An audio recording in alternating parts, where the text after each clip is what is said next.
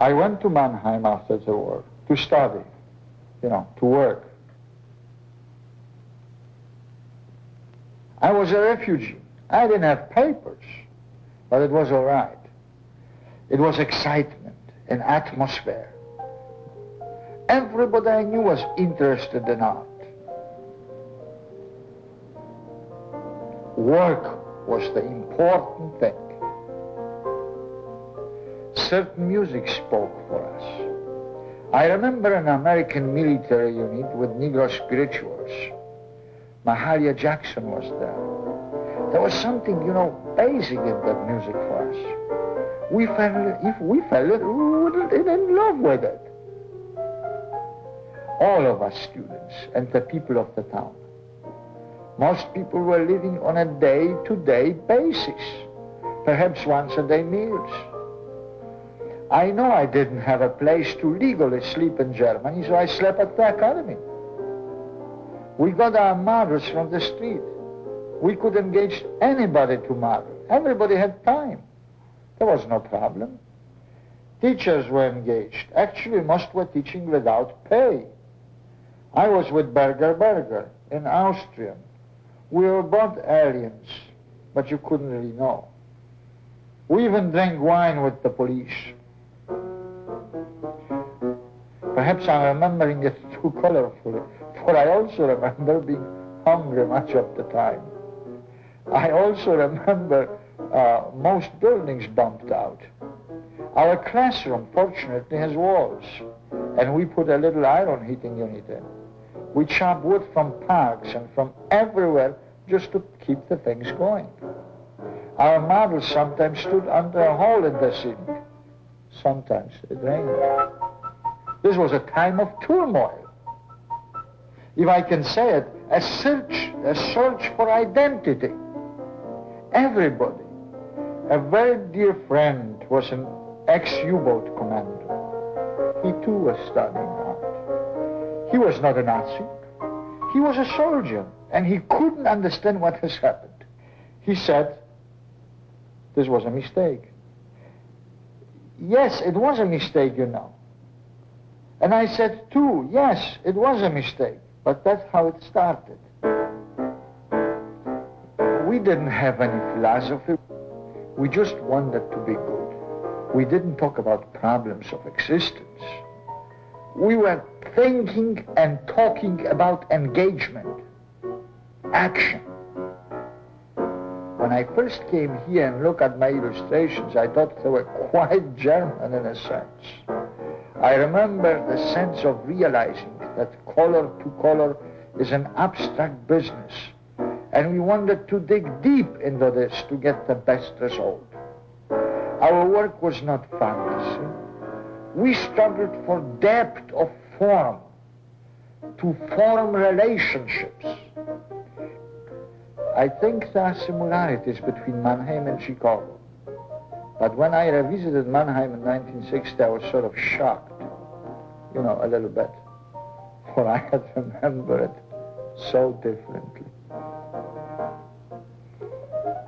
When I started teaching, I had workshops where everybody could do what he wanted.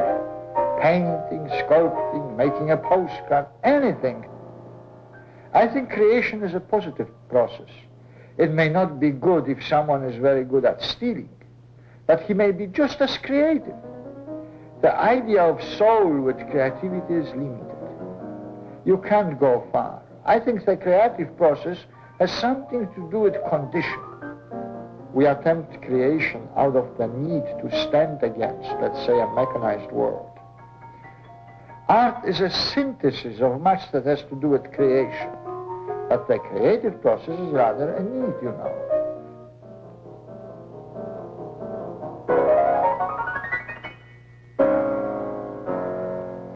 When I first came to the US, I had to learn how to sign my paintings.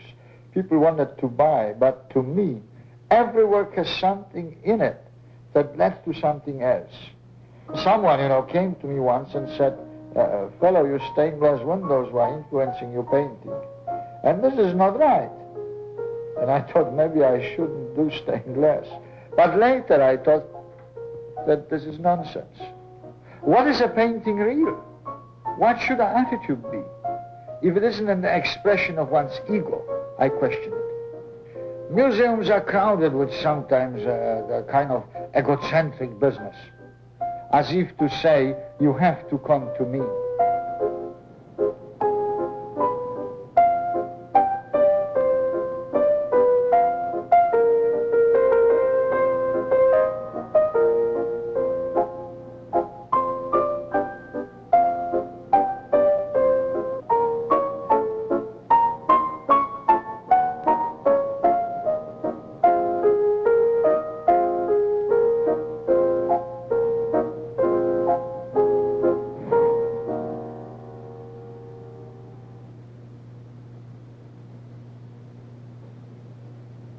My ideas, my art, my paintings are really somewhat architecturally in nature. If you stick painting and what painting is all about in museums, you end up with ugly cities. I want architecture to have composition and color and relate to art. I would like to arrange colors in space, play with it, with colors in space yet emerging from environment. I'm not talking about a pink here and orange there in the living room. It's the room itself, in the building, in its place, apart from others. I am interested in color as a physical entity, not alone as a flat two-dimensional story. There are different laws in two-dimensionality and two-dimensionality of color. I think today architects and painters and sculptors think organic in terms of social environment and economic conditions. But looking at economics by itself or giving it more weight than it deserves means we can grind our cities down and make us prisoners in little boxes. That's what we can have.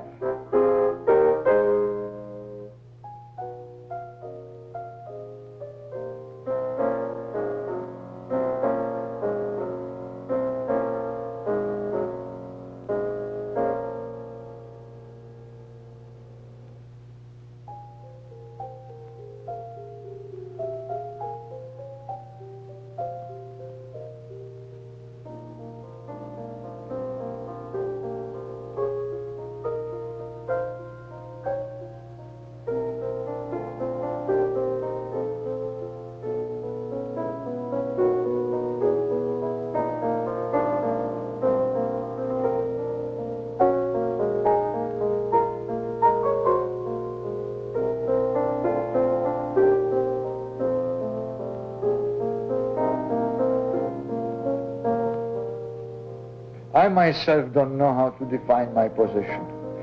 You know, I'm interested in studying. I don't think I have any definitions, nor answers, really. I don't think I can call myself an artist, even though I deal with paint, but I study. It is the idea that is interesting to me, the pigment, a thing in itself, and what it can do to environment, to make you more happier, to make you more dignified, if you wish. We print books. It is a natural thing to do, so even if there is more labor than imagery. Art is not gimmick. Art is work. Work. If you use the word artist in Germany, they're going to laugh at you. Artist is somebody who is a circus acrobat. That's an artist, or Künstler. That too is something, artist. Sure, there are people who like to be called Künstler, and you have them in all the suburbias.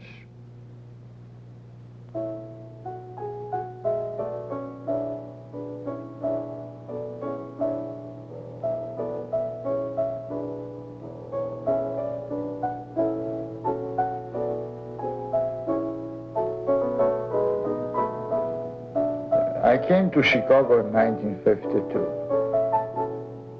As a refugee, I have some impression of America from John Steinbeck. I illustrated Cannery Row and Tortilla Flat. In Tortilla Flat, you have this kind of close social bond with all of them together. You know, peace, quietness, despite the vagrancies, the stealing. And the stealing never seemed really like stealing. I think the necessity to live forced things like this.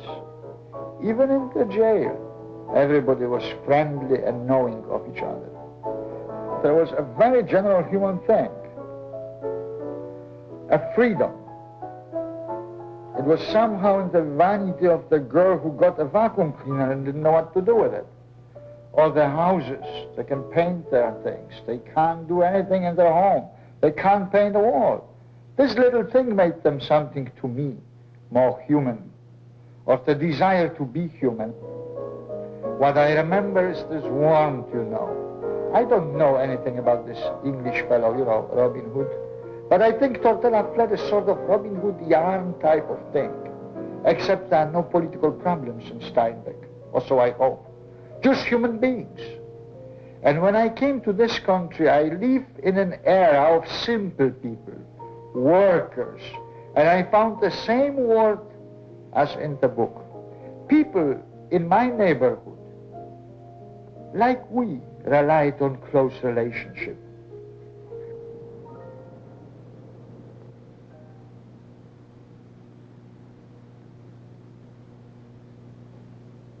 My war experience was very short, just 1 month. And then I was prisoner of war in Germany. So, this painting was done in half an hour. I wanted to break from something. An approach of painting to painting, painting to stained glass.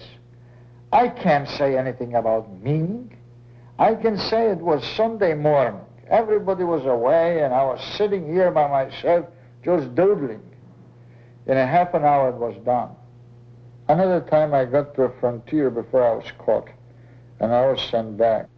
I was put in a Straf company, a company whose members were security problems to them. They sent us to Berlin. The SS interrogated me. And then I was in concentration camp, Schirmeck in Alsace-Lorraine. No more escapes. And this thing is a kind of collage. What I was trying to do is put people in sort of a shell type of thing, or perhaps they are behind a wall of some sort, or a shell. I was there 2 years to the end of the war. I learned and lived with all kinds of people. Americans, French, Germans, criminals, politicians. These are figures with an overlay of colors. Something one-dimensional is no longer. 6 figures become an X number. They overlap each other, fragments of color. There is a complementary element of square to round. And by this I identify space. I remember even a famous Czech scientist. I remember them going into the garbage cans. It didn't matter how cultured you were. This one connotes people alone. You could call it social commentary, but it is an investigation. And afterwards, when I was freed, I walked the street of Mannheim and I was scared to death.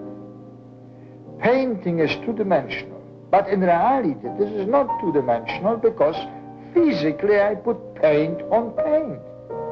I thought I didn't have any sign on me, that I'm a Pole. But I thought those fellows know very well that I am. If I have to use abstract language to explain it, I will. But the work itself is not abstract. I felt, when I was young, that I would have to be a genius. I don't want to be a genius anymore. I just want to do a good work.